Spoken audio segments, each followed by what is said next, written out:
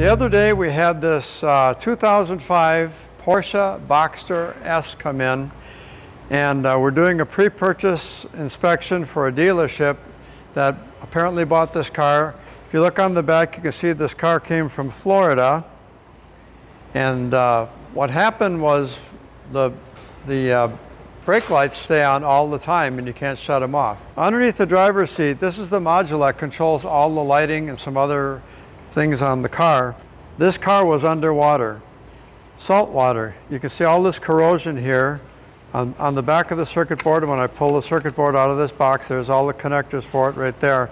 On the other side, it is entirely covered. Every little circuit here has corrosion on it. Water to get inside of this car and get under the driver's seat, it would have had to have been at least this deep.